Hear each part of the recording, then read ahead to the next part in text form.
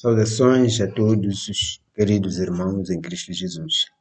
Obrigado, Senhor, pela sua infinita misericórdia. Pedimos, Pai, que o Senhor nos abençoe neste momento com a presença do Santo Espírito, para que nos possa guiar no estudo da sua palavra. São bênçãos que pedimos em nome de Jesus. Amém. Não há dúvida que a Bíblia, de várias passagens, né, ela repete muitas vezes que nos últimos dias havia de haver a grande apostasia. Portanto, ela nos instrui, não é, para que tenhamos cuidado, porque bem pouco antes da volta do Senhor Jesus Cristo, portanto, havia de haver uma grande apostasia no mundo. Como nós sabemos, a apostasia é o abandono, né, da verdade do Evangelho.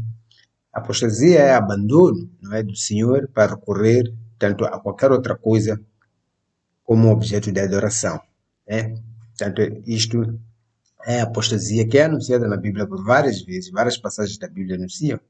Esta apostasia havia de ser a característica dos últimos dias. Portanto, algumas pessoas, não é, quando são confrontadas com esta situação de estarem em apostasia, elas têm dificuldade em aceitar isto porque elas não percebem efetivamente o que é esta coisa da apostasia. Porque em alguns momentos esta apostasia é apresentada à sociedade de forma tão sutil que somente aqueles que têm um olho ungido com o colírio do alto, né, aqueles que têm um olho espiritual, aqueles que têm os seus olhos ungidos com colírio é que podem perceber, portanto, esta apostasia. Nós temos visto aí, portanto, os evangélicos, não é? Que ensinam que o sábado do sétimo dia foi abolido. Portanto, esses evangélicos, eles estão em apostasia, mas eles têm dificuldade de aceitar isso, eles não percebem.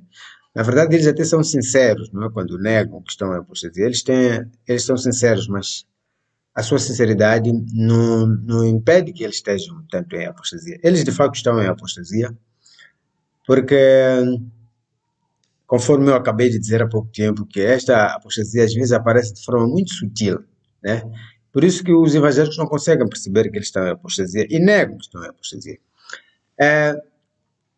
Eu estou a falar aqui dessa sutileza da apostasia em que a pessoa apóstata, ela não deixa a Bíblia Sagrada, ela não deixa a igreja. Portanto, ela aparece, não é? Apresenta-se com esta aparência de cristão. Ela apresenta-se com esta aparência de piedade.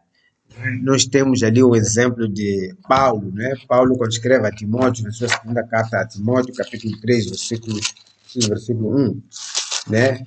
1 Timóteo, 1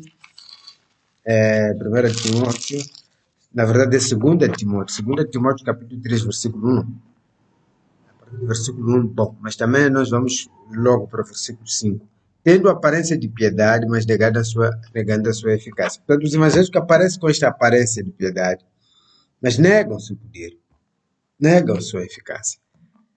Portanto, eles negam que estão em apostasia justamente porque esta apostasia aparece sobre eles de uma forma muito sutil, onde eles não negam a Bíblia, portanto, eles aceitam a Bíblia, mas negam o que está dentro da Bíblia, né? Eles aceitam a Bíblia, mas negam o que está dentro da Bíblia. Eles vão à igreja, eles oram, eles cultuam, eles pregam, eles fazem todas essas coisas, mas entretanto nós insistimos em dizer que eles estão em apostasia, porque em tudo o que eles estão a fazer, se nós formos observar os seus ensinamentos e as suas pregações, sempre se centram lá no passado. Todas as pregações dos evangélicos concentram-se sempre no passado. Mesmo nos casos daquelas pessoas que acreditam que receberam o conhecimento do livro do Apocalipse, quando eles tratam este livro, eles sempre o situam lá no passado. Não há ninguém desses evangélicos que estão em apostasia que, ao estudar a Bíblia, mesmo aquelas passagens que se referem às profecias que se cumpriram no passado, não há nenhum deles que consegue trazer um enquadramento daquelas profecias para a realidade atual. Portanto, esta sutileza da apostasia que abateu sobre os evangélicos consiste essencialmente em que eles pegam todas as profecias, toda a Bíblia, colocam lá no passado, fazendo com que a Bíblia não seja, portanto, o guia para a igreja nos dias de hoje, porque eles de facto não conseguem de jeito nenhum encontrar na palavra de Deus passagens da Bíblia que servem de orientação para a igreja nos nossos dias. Não há nenhum evangelho que consegue isto. Não há nenhum evangelho que consegue isto. Eles, tanto, estão cegos a esse aspecto. Eles nem percebem que estão a fazer isso, mas nós, quando observamos, nós conseguimos ver que eles estão a fazer isso. Eles nem conseguem observar que toda a sua pregação ou estudo bíblico que eles dão sempre se concentra lá no passado, fica sempre lá no passado. Eles não percebem que todas aquelas passagens das Escrituras Sagradas foram escritas e guardadas para os nossos dias sobre quem é chegado o final dos tempos. Eles não percebem isto. Eles não percebem que Daniel, que escreveu o seu livro, mais ou menos por aí 600 anos antes de Cristo, ele escreveu para os últimos dias, que são justamente esses que nós estamos a viver.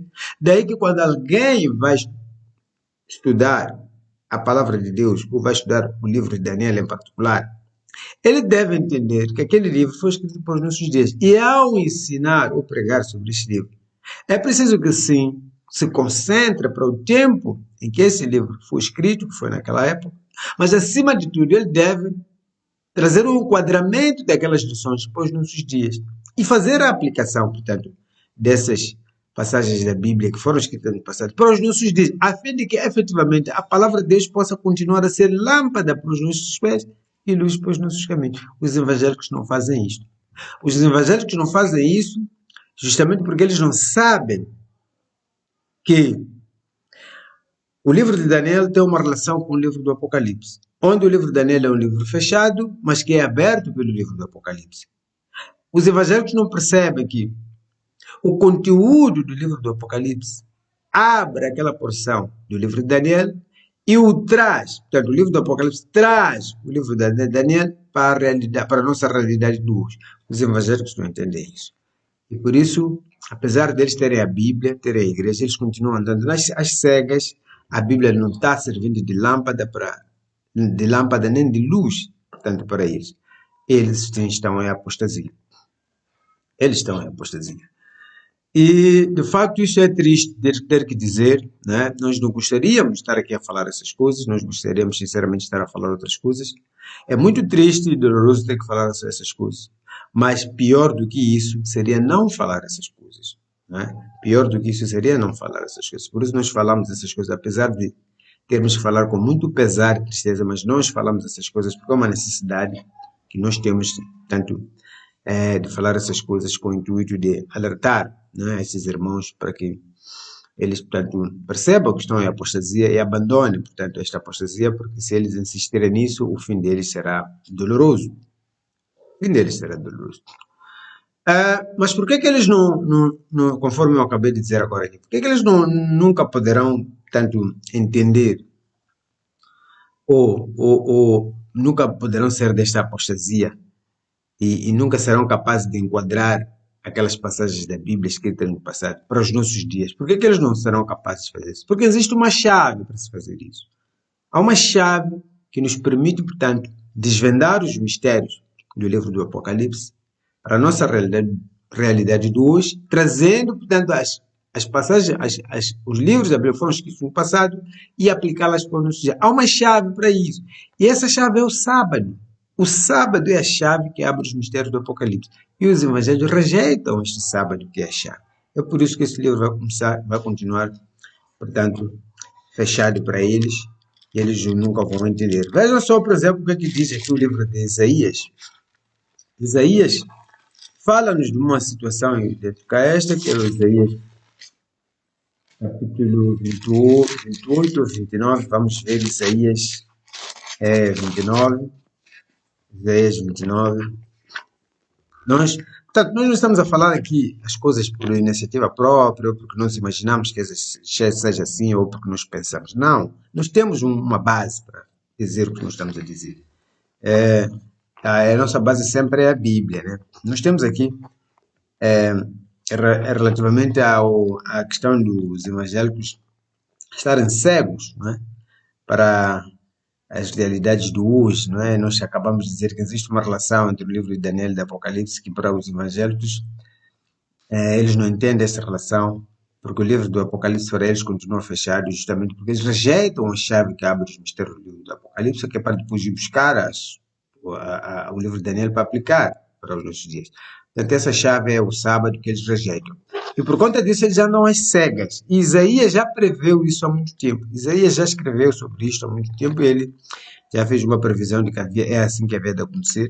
Quando no seu livro, portanto, o livro de Isaías, capítulo 29, é, portanto, inclusive até vamos ler assim um pouco de forma abrangente para depois aqui trazer a condição em que esses evangélicos estão. Depois, inclusive, vamos identificar alguns elementos que comprovam isso, né? Vamos começar aí do versículo 9. Isaías, capítulo 29, versículo 9. Tardai, maravilhai-vos, e folgai, e clamai, bêbados estão, mas não de vinho. Andam titubeando, mas não de bebida forte. Portanto, a Bíblia chama aqui algumas pessoas de bêbados. Depois vamos ver quem são isso aqui. Mas numa primeira fase vamos considerar que a Bíblia está chamando aqui pessoas, um grupo de pessoas de bêbados, né? Mas que não estão bêbados de vinho. Andam titubeando, mas não de bebida forte.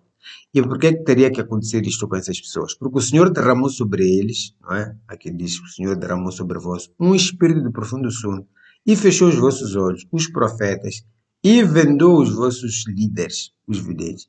Pelo que toda visão vos é como as palavras de um livro selado que se dá ao que sabe ler, dizendo: Ora, lê isto. E ele dirá: Não posso, porque está selado.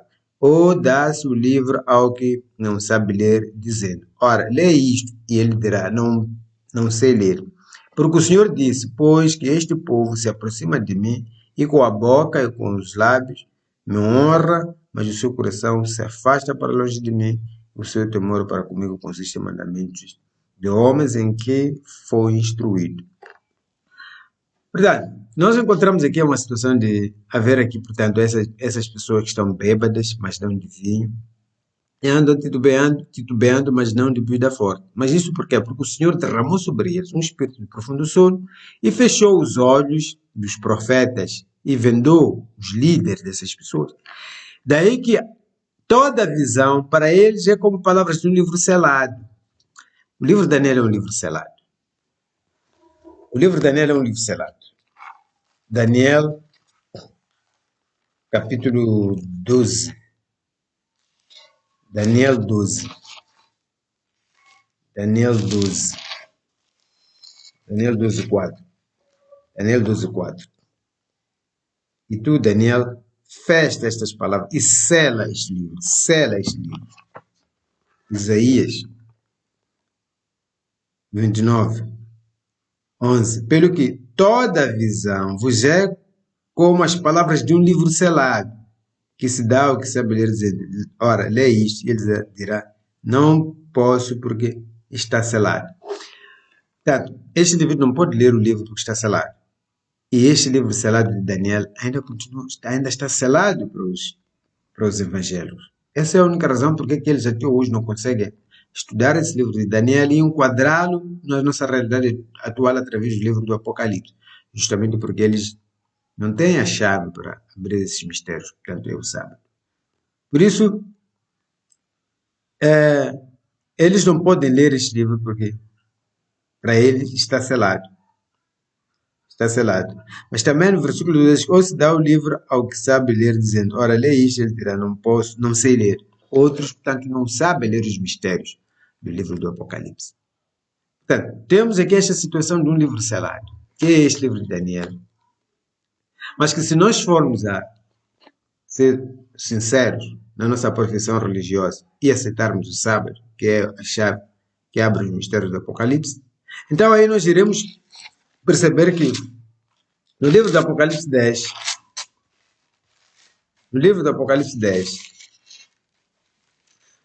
nós encontramos ali logo no versículo 2, diz assim: E tinha na mão um livrinho aberto, e pôs o pé direito sobre o mar e o esquerdo sobre a terra. Um anjo forte, no versículo 1 fala de um anjo forte, né? Que descia do céu vestido como uma nuvem, e por cima da sua cabeça estava o arco celeste. E tinha tinha na mão um livrinho aberto. Esse livrinho aberto aqui, ele abre aquele livro fechado de Daniel. E o seu conteúdo aqui é aquele conteúdo que Daniel recebeu a ordem para fechar, selar, de acordo com vimos no livro de Daniel, capítulo 12, versículo 4. E o assunto ali que Daniel foi recebeu ordens para fechar e selar, estava a falar, portanto, do quarto reino, daquela sequência dos reinos da antiguidade representados através de símbolos de animais do capítulo 7 de Daniel e através dos diferentes metais daquela estátua do Senhor de Nabucodonosor no capítulo 2. Portanto, ali tinha uma sequência de 4 reinos e que nós podemos encontrar ali para cada reino tem a respectiva interpretação. Mas quando chega no quarto reino, Daniel quis saber mais acerca desse quarto reino, ele foi dito que não fecha a visão e sela o livro. E, portanto, para Daniel ficou um mistério o significado do quarto reino. Porque ele teve que fechar o livro, selar a visão. Mas que é aberto o livro do Apocalipse. E quando nós vamos abrir o livro do Apocalipse, que seria o livro fechado de Daniel, o que nós vamos encontrar lá como conteúdo deste livro que está sendo aberto, o livro fechado de Daniel, mas que está sendo aberto aqui no livro do Apocalipse, é o significado, portanto, do quarto reino. É a interpretação do quarto reino. Ali no livro de Daniel, capítulo 2 e capítulo 7, aquelas nações dadas sob símbolos de metais diferentes no capítulo 2, naquela estátua do Senhor de Nabucodonosor, e na simbologia de animais do capítulo 7, dos primeiros 3 reinos, cada um tem a sua respectiva interpretação, mas o quarto reino não tinha a interpretação. Ali no livro de Daniel, ele não teve a interpretação porque recebeu a ordem para fechar e selar.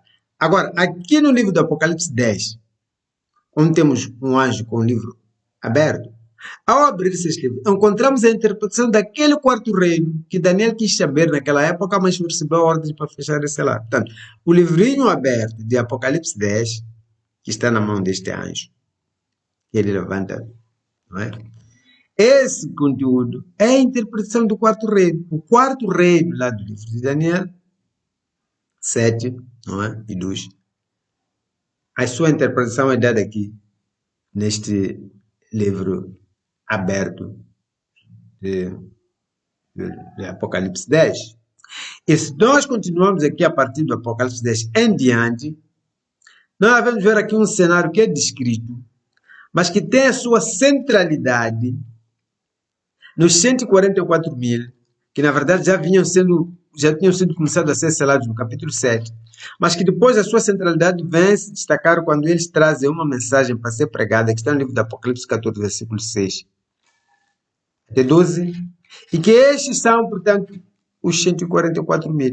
Só que estes entram em conflito com um poder político-religioso que está descrito no livro do Apocalipse 13. Apocalipse 13 descreve 2 poderes, a besta que sobe da terra e a besta que sobe do mar.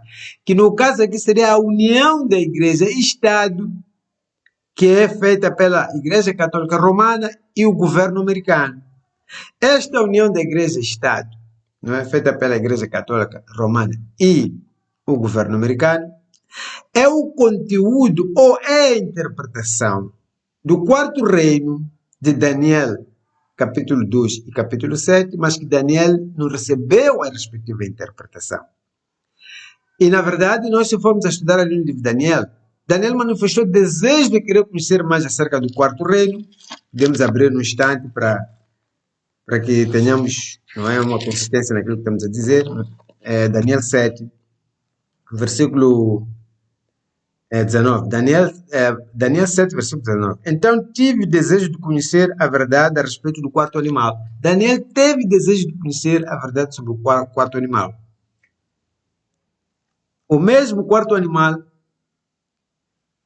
que a inspiração dedica cerca de 4 a 5 versículos para descrever esse quarto animal, diferente daqueles 3 outros animais que foram antes, onde para cada um desses 3 primeiros animais foi dedicado apenas um verso. Mas para este quarto reino, ou quarto animal, são dedicados cerca de 4 a 5 versículos para descrever, portanto, este animal. E que Daniel quis mais saber acerca deste animal. Este animal é aquela união da igreja e Estado, feita pela Igreja Católica Romana Estados Unidos da América, que é descrito no livro do Apocalipse 13. É esta a interpretação. Portanto, esta interpretação, o conteúdo, quando Daniel fecha o livro, que depois é aberto o livro do Apocalipse. Quando você abre lá o livro do Apocalipse, este livro de Daniel que é fechado, o conteúdo é a união da Igreja e Estado, feita pela Igreja Católica Romana e Estados Unidos da América, mas que Daniel, embora tenha manifestado o maior desejo de conhecer, ele foi dito que não, ele não havia de conhecer, porque havia de se cumprir quando ele já não estivesse mais vivo. Então é este o conteúdo, esse mistério, portanto, do livro fechado, não é? De Daniel, que é mencionado pelo profeta Isaías no capítulo 29. Então tem esse mistério, mas depois que está é um livro fechado, depois é aberto no livro do Apocalipse. Portanto, falando da união da Igreja e Estado, que acontece pela união da Igreja Católica Romana com os Estados Unidos da América. E que depois o resultado disto, o resultado desta união, seria trazer uma religião mundial que havia de cegar as pessoas, mergulhando elas para a grande apostasia que havia de se manifestar nos últimos dias. Sim, porque isto já foi mostrado pelos profetas antigos. Daniel, embora não tenha sido revelado o mistério, mas ele já começava a fazer menção disto. Isaías já falava do livro selado. Daniel também falou deste assunto com um pouco mais de detalhes, mas ele também não soube o mistério. Até que chegou o tempo do fim, quando aquele livro que Daniel fechou é aberto pelo livro do Apocalipse, então nós somos revelados o conteúdo deste livro, que afinal seria aquele quarto reino, naquela sequência de 3 reinos, Daniel 2 e Daniel 7, não é? Do quarto animal que o quarto reino não teve a sua interpretação, mas que essa interpretação é nos dada agora no livro do Apocalipse, não é? Onde encontramos ali Apocalipse 13, que fala da união da igreja de Estado entre a Igreja Católica Romana e o governo dos Estados Unidos da América, que depois haviam de espalhar a apostasia de forma universal, fazendo com que todas as igrejas, irmãos, eu estou a dizer todas as igrejas, tudo aquilo que é organização religiosa está debaixo da influência desta união da igreja e Estado, do governo americano e a Igreja Católica. Todas as igrejas, tudo aquilo que é organização religiosa, não somente organização religiosa, mas também tudo aquilo que aparece aqui no mundo de forma organizada. Tudo que é organização, absolutamente tudo aquilo que é organização do homem, está debaixo da influência desta união da Igreja e Estado entre o governo americano e a Igreja Católica. Tudo. Veja só aqui no livro de Isaías 4. O livro de Isaías 4, logo no capítulo 1. Isaías nos diz o seguinte. Isaías 4, eu falhei abrir o livro de Daniel, vamos lá muito rapidamente para Isaías 4. Isaías 4 diz, vamos ler, nós sabemos que em profecia, mulher significa igreja, porque existe ali uma tabelinha de conversão profética, onde nós podemos encontrar ali o significado de vários símbolos da profecia, onde nós encontramos que mulher significa igreja, mar significa povos, ventos significam guerras, um dia significa um ano. Portanto, temos vários símbolos interpretados na tabelinha de conversão profética, não é? E ali nós encontramos que mulher é igreja. E a Isaías diz aqui, e 7 mulheres. Nós podemos, aplicando aqui a tabelinha de conversão profética, 7 igrejas. Pois vamos ver o que essas igrejas fazem, essas 7 igrejas. Mas essas 7 igrejas, porque depois reparem bem, Isaías diz que e 7 mulheres, naquele dia, 7 igrejas naquele dia, referindo-se aos últimos dias. 7 igrejas naquele dia. E nós sabemos que no livro do Apocalipse temos lá 7 igrejas. 7 igrejas lá no livro do Apocalipse. São estas igrejas aqui que Isaías se refere quando diz e 7 mulheres, 7 igrejas, naquele dia lançarão mão do homem, este homem é Cristo, e vão dizer o seguinte, nós comeremos do nosso pão e nos vestiremos de nossas vestes. Naquela tabelinha de conversão profética, nós já vimos alguns símbolos, mas temos mais. Nós encontramos ali que pão em profecia são as doutrinas que sustentam a igreja, os ensinamentos que sustentam a igreja. Isso é pão. Vestes é o caráter ou a justiça dessa igreja. O caráter e a justiça dessa igreja. Então, essas 7 mulheres, ou 7 igrejas, naquele dia lançarão a mão de Cristo, dizendo: nós comeremos do nosso próprio pão. Ou seja, nós viveremos dos nossos próprios ensinamentos e não dos teus ensinamentos, Cristo. Nós não queremos os teus ensinamentos. Nós já vamos viver dos nossos próprios ensinamentos. Depois encontramos ali Jesus Cristo no livro de Isaías 29. Ele tinha dito que essas pessoas aproximam-se de mim, não é? Mas eu honro-me com a boca, mas o seu coração está longe de mim, pois ensinam mandamentos de homens. Mandamentos de homens. Aqui eles, afinal, já tinham dito aqui. Isaías já tinha denunciado que eles vão dizer que eles comerão do seu próprio pão. Mandamentos de homens. Nós comeremos do nosso pão, que são ensinamentos de homens, mandamentos de homens, e nos vestiremos de nossos vestes. Nós havemos de cobrir a nós mesmos com o nosso caráter, o nosso próprio caráter, a nossa própria justiça. A justiça de Deus, a justiça de Cristo, no caso aqui, porque essas mulheres se dirigem a Cristo, a justiça de Cristo, que é a justiça de Deus, é revelada nos 10 mandamentos, incluindo o sábado do 7º dia. O caráter ou a justiça de Cristo é revelada nos 10 mandamentos. E quando essas mulheres ou essas igrejas vão ter com Cristo e dizer que nos vestiremos do nosso próprio, nos vestiremos das nossas próprias vestes, elas estão a dizer que não querem a justiça de Cristo revelada nos 10 mandamentos. Eles querem a sua própria justiça, que são as suas próprias vestes, que será revelada nos mandamentos de homens. Nos mandamentos de homens. Onde devia vir o sábado, eles colocaram o domingo. Não está lá o sábado, eles colocam o domingo. É o que Isaías está a dizer aqui. E depois, na continuidade, eles dizem assim: então somente queremos que sejamos chamados pelo teu nome. Nós só queremos o nome de Cristo.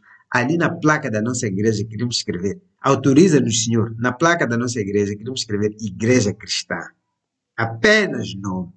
Aparência de piedade, que nós já tínhamos visto que Paulo escreveu dizendo que nos últimos dias hão de surgir homens amantes de si mesmos, que hão de ter aparência de piedade, mas negando a sua eficácia.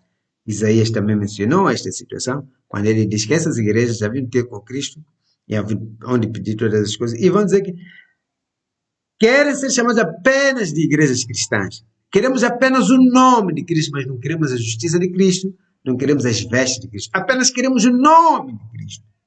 Tudo isso para quê? No fim do versículo 1. Aqui no fim do versículo. Isaías 4:1. No fim, diz: tira o nosso opróbrio, tira a nossa vergonha. Senhor, tira a nossa vergonha. Apenas dê-nos o teu nome para sermos chamados igrejas cristãs, para que não passemos vergonha. Aquelas 7 igrejas do livro do Apocalipse estão a fazer isto aqui. Hoje aparecem disfarçando, não é? O caráter maligno que eles têm, escondendo o caráter mau que eles têm, com uma aparência de cristão, com um manto de cristão, com o nome de igreja cristã. Igreja cristã. Mas lá dentro dessas igrejas, toda hora há gritos de demônios. Todo momento há gritos de demônios. Falam-se línguas de demônios. Dizem que são línguas estranhas, são línguas de anjos, mas são línguas de demônios. Lá dentro ouve-se baterias, música muito alta, música que fere os tímpanos. É difícil perceber como aquelas pessoas conseguem suportar aquele ambiente. Dizem que isto é a igreja do Senhor. Eles dizem que isto é a igreja do Senhor. Pessoas manifestando toda hora, nunca ficam libertas. Toda hora estão manifestando. Algumas pessoas só manifestam quando estão na igreja. Nunca manifestam em casa, nunca manifestam no serviço, nunca manifestam no campo. Só manifestam quando estão na igreja. Eles só manifestam quando estão na igreja. Igrejas com tanto barulho, tanta confusão, todas as pessoas a orarem ao mesmo tempo, em voz alta, orar em línguas estranhas, que tudo isso junto enquadra-se perfeitamente no que João escreve, em concordância com o profeta Isaías, Isaías 4:1.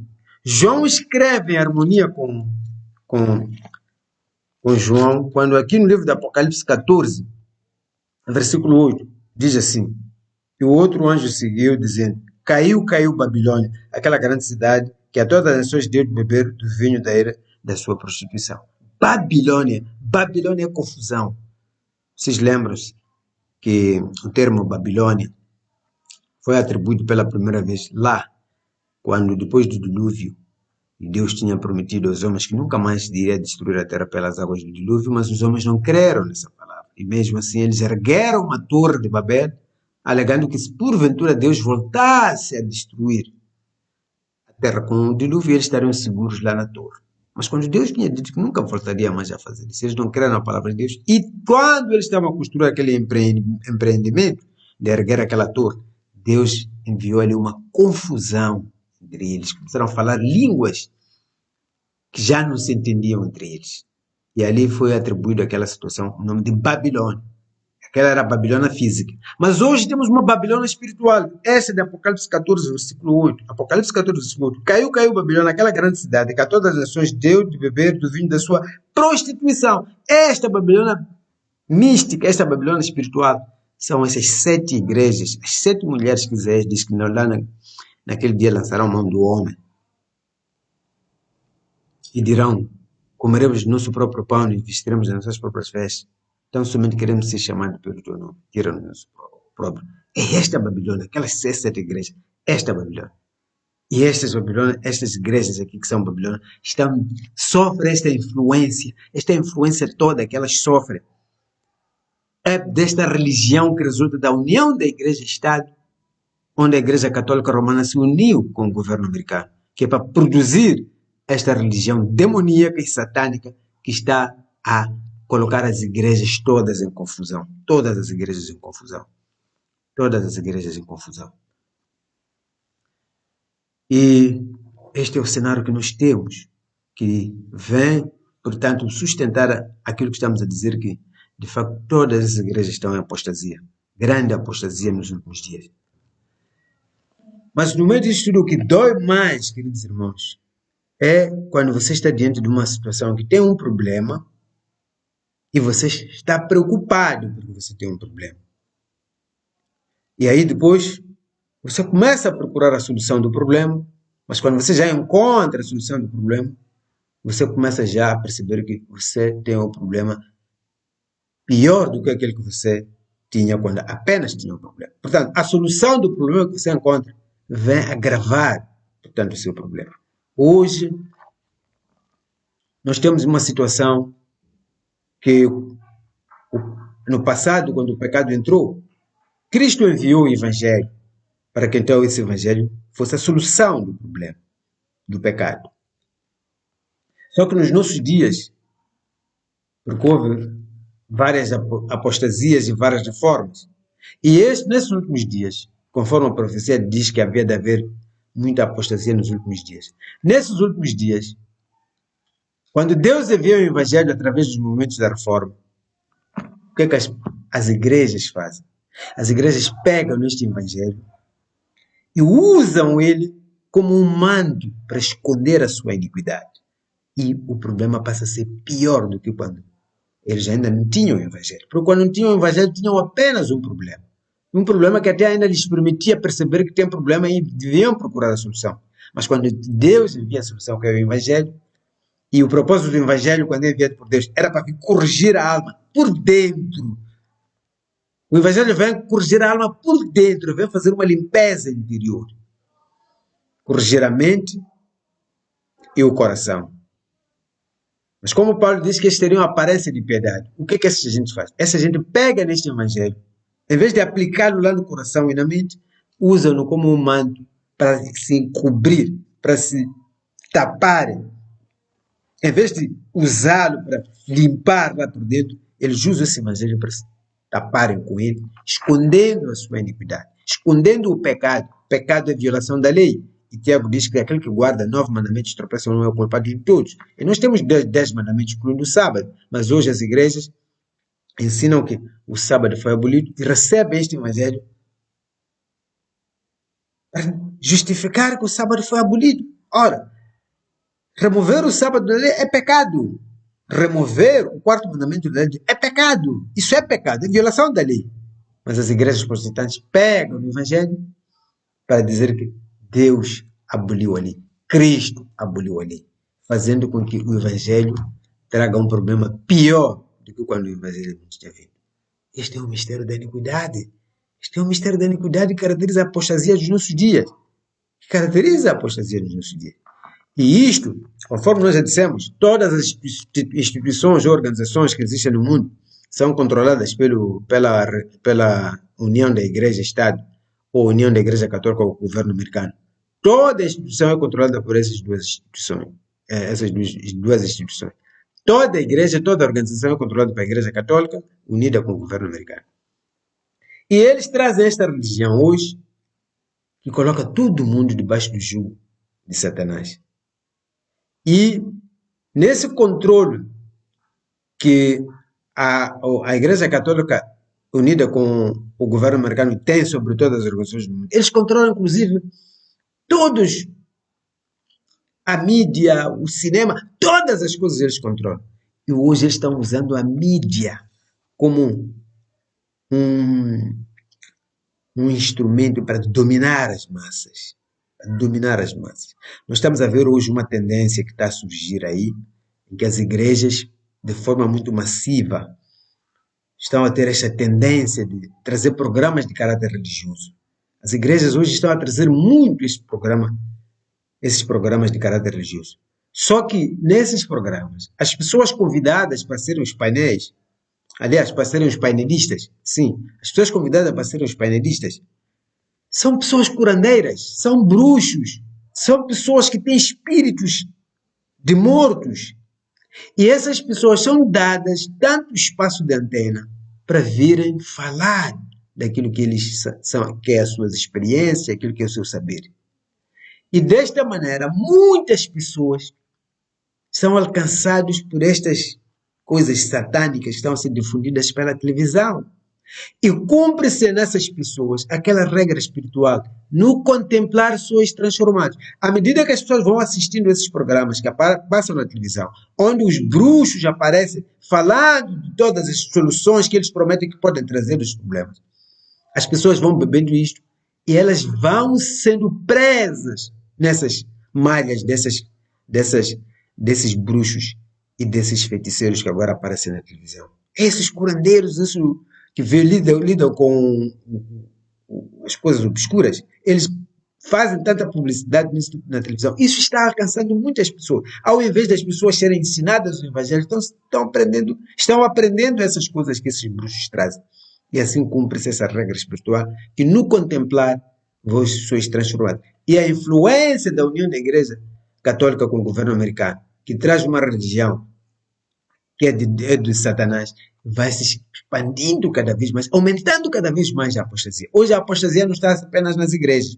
Ela começou nas igrejas, sim, mas depois, como dominam a mídia, os órgãos de comunicação social, e a internet e tudo mais, então se espalha para todo lugar.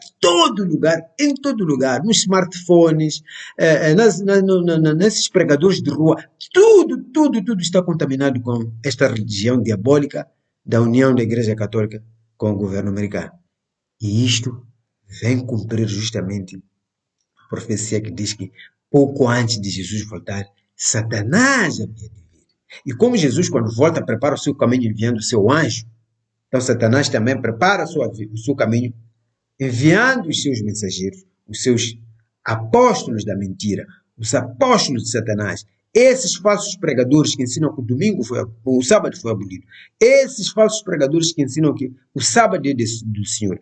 Esses falsos profetas que fazem milagres, que atraem muita gente, que tem mega templos. Todos esses são mensageiros de Satanás para preparar o caminho para Satanás se estabelecer aqui na terra. E muito em breve, mas muito em breve mesmo, Satanás há de aparecer e nós já vemos de ouvir noticiários dizendo que Satanás apareceu em lugar X. Outro canal de televisão vai anunciar que Satanás apareceu em outro lugar. Outras televisões vão anunciar que Satanás apareceu em outro lugar. Nós havemos de ouvir isso, porque essas pessoas, nesses lugares onde Satanás vai aparecer, ele vai aparecer como um ser que emana muita luz, um ser muito brilhante, um ser que ele é muito maravilhoso, ele tem uma voz muito melódica, ele fala de uma forma com tanta eloquência, com tanto carisma, que ele vai convencer as pessoas com o jeito carismático dele, um homem, um indivíduo cheio de talentos, mas tudo isso vai depois dizer que o sábado foi abolido e agora o domingo é dia do Senhor, provando-se ser um mentiroso. Esse Satanás, mas que vai enganar a muitos, vai enganar a muitas pessoas. Sim, Satanás vai enganar a muitas pessoas quando ele vier dessa maneira. E ele está vindo justamente por este caminho que está sendo preparado, por esses falsos pastores, falsos profetas que vivem ensinando aquilo que não está na Bíblia. Vivem ensinando mentiras, usam apenas o nome de Cristo para ensinar doutrinas de homens. E isso mostra que, de fato, ele está muito perto, às portas, portanto, para voltar a esta terra. Então, queridos irmãos, devemos vigiar a toda hora, para que não caiamos presa fácil. E a Bíblia é que é o nosso ponto cardeal, é a nossa bússola para nos ensinar como devemos vigiar, porque afinal no livro do Apocalipse 14, versículos 9 a 12, nós temos uma mensagem que denuncia todo esse sistema babilônico que está agora a se espalhar no mundo inteiro. Nós, no livro do Apocalipse 14, versículos 9 a 12, temos uma advertência, a advertência mais terrível dada aos mortais, que vem para nos advertir do perigo de adorar a besta e sua imagem. Está escrito assim. Apocalipse 14, versículo 9. E o seguiu o terceiro anjo, dizendo com grande voz: se alguém adorar a besta e a sua imagem, e receber o seu sinal na testa e na mão, também o tal beberá do vinho da ira de Deus, que se ditou, não misturado no cálice da sua ira, e será atormentado com fogo e enxofre diante dos santos anjos, diante do Cordeiro. E a fumaça do seu tormento sobe para todo sempre, e não tem repouso, nem de dia nem de noite, os que adoram a besta e a sua imagem, e aquele que receber o sinal do seu nome. Aqui está a paciência dos santos, aqui estão os que guardam os mandamentos de Deus e a fé de Jesus. Aqui está a advertência contra todo este perigo que foi montado aqui, através dessa federação e confederação das igrejas que se uniram nesse ecumenismo diabólico para enganar as pessoas. Então nós temos aqui a mensagem do terceiro anjo advertindo, portanto, do perigo. Não adorem a besta e sua imagem. Cuidado, não adorem a besta e sua imagem. Aqui eu estava a dizer há pouco tempo que a Igreja Católica está unida com o governo americano para dominar o mundo e entregá-lo ao poder de Satanás. É esta mensagem do terceiro anjo que vem advertir contra esta grande conspiração, vem advertindo que se alguém adorar a besta e sua imagem, a besta é a Igreja Católica Romana. Está descrito no livro do Apocalipse 13, versículo 1 a 10. Qualquer um pode ler isto e confirmar na história que é esta a descrição do Apocalipse 13, versículo 1 até 10. Vem ampliar aquilo que Daniel falou acerca do chifre pequeno, Daniel 7. Daniel 7 fala de chifre pequeno. Esse chifre pequeno tem as mesmas características com Daniel 13, versículo 1 até 10. E nós sabemos que lá o chifre pequeno, lá, na sequência dos grandes impérios que surgiram, depois de Babilônia, Medo-Persa, Grécia, Roma Imperial e Roma Papal, nós sabemos que o chifre pequeno é justamente a Igreja Católica Romana que substituiu Roma Imperial. E as características desse chifre pequeno, descrito no livro de Daniel, é que nos fazem acreditar que Apocalipse 13, 1 a 10 é esta Igreja Católica Romana porque tem as mesmas características. Apocalipse 13, 1 a 10 descreve as mesmas características do chifre pequeno de Daniel 7. Então é a Igreja Católica Romana, que é o anjo, o terceiro anjo diz que se alguém adorar a besta e sua imagem, a besta é a Igreja Católica Romana, conforme estamos a dizer. Mas aqui a advertência é se alguém adorar a besta, não somente a besta, mas a besta é a sua imagem. A imagem da besta está descrita no livro do Apocalipse 13, a partir dos versículos 11 até 17. E este é o governo americano. O governo dos Estados Unidos da América é a besta. Aliás, é a imagem da besta. Do livro do Apocalipse 13, versículo 10 até 17.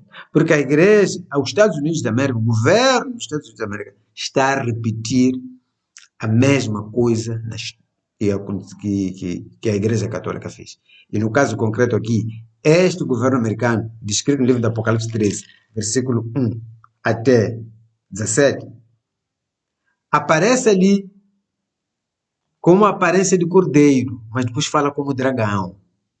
Sim, aparece como uma aparência de cordeiro. Nós sabemos que a Bíblia fala, quando fala de cordeiro, se refere a Cristo. Então, esse governo americano aparece com a aparência de cristão, uma nação cristã, uma nação cristã. Eles professam ser cristão. Os americanos professam ser cristão. Inclusive, hoje nós estamos a ver os movimentos que estão a acontecer lá no governo americano. Já tem lá, inclusive, alguém que faz orações ali, não é? Eles assumem-se como sendo cristãos.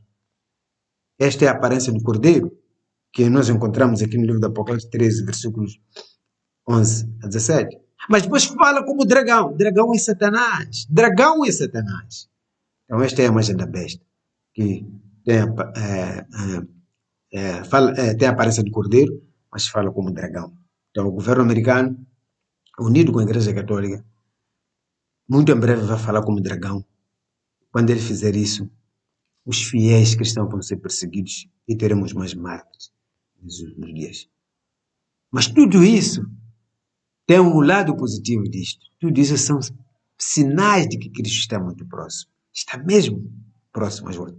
São estas organizações religiosas e políticas unidas para as que estão ao serviço do diabo que vão precipitar a volta de Jesus. Porque quando eles fizerem essas coisas, à medida que eles se apressam para fazer essas coisas, para alcançar os objetivos, quando eles pensarem que já vão alcançar os seus objetivos, eles vão dizer paz e segurança. Paz e segurança. Eles vão clamar paz e segurança. É aí quando Paulo diz, quando eles disseram paz e segurança, eis que repentina destruição lhes sobrevirá e de modo nenhum escaparão. E como é que essa repentina destruição há de sobreviver sobre eles? Como é que há de lhes sobreviver essa repentina destruição e de modo nenhum não escaparão? Quando Jesus voltar. Quando Jesus voltar, a repentina destruição sobrevirá a essas organizações todas, a essas pessoas, com a volta de Jesus. O que significa que quanto mais eles apressam-se a fazer aquilo que eles entendem que devem fazer, sendo inspirados por Satanás, quanto mais depressa eles fazerem isso, eles apressam a sua própria ruína, o seu próprio fim. E, consequentemente, a libertação dos justos. Por isso, queridos irmãos, vamos ter um bom ânimo. Cristo está perto, às portas, para vir nos buscar, para irmos descansar com Ele. Por isso, vamos ficar firmes nesta fé. Vamos continuar a estudar as nossas Bíblias. Vamos orar, vamos agradecer, vamos dar louvores toda hora, cantando com alegria, porque afinal, aquele em que nós esperamos está muito perto, bem às portas, a voltar para vir nos buscar. Então, queridos irmãos, vamos nesta fé, porque afinal é Deus que nos guia através da sua palavra, para que andemos em caminhos seguros, apesar de tantas trevas que cobrem a terra e densa escuridão aos povos. Amém.